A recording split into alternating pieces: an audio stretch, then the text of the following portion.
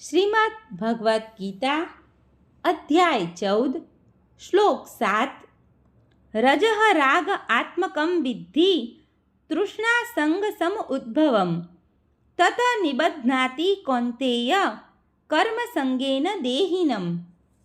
અનુવાદ: હે કુંતીપુત્ર, રજોગુણી ઉત્પત્તિ અમર્યાદિત ઈચ્છાઓ તથા તૃષ્ણાને કારણે થાય છે અને આથી જ દેહધારી જીવ સકામ કર્મથી બદ્ધ થઈ જાય છે.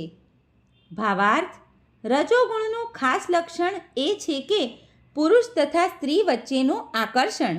સ્ત્રીને પુરુષનું આકર્ષણ હોય છે અને પુરુષને સ્ત્રીનું આકર્ષણ હોય છે. આને રજોગુણ કહેવાય છે. જ્યારે રજોગુણ વધી જાય છે ત્યારે મનુષ્યમાં ભૌતિક સુખ ભોગવવા માટેની લાલસા જાગે છે. તે ઇન્દ્રિય તૃપ્તિનું સુખ ભોગવવા માગે છે.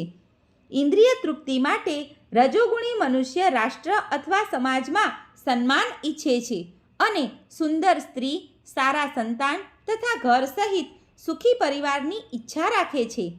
આ સર્વ રજોગુણની ઉત્પત્તિઓ છે.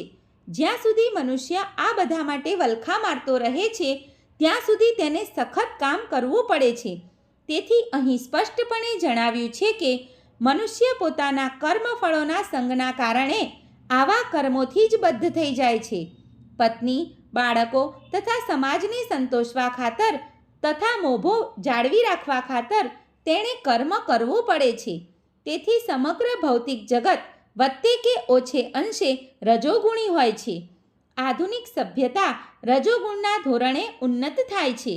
પ્રાચીન કાળમાં સત્વગુણમાં હોવાને જ ઉન્નત અવસ્થા માનવામાં આવતી હતી. જો માણસ સત્વગુણમાં હોય તો તે ઉન્નતિ પ્રાપ્ત કરી શકતો. જો સત્વગુણી મનુષ્યોને મુક્તિ મળતી નથી તો રજોગુણમાં સપડાયેલા લોકો વિશે તો કહેવાનું જ શું હોય. સર્વે મિત્રોને દીપ્તિ જોશીના જય શ્રી કૃષ્ણ.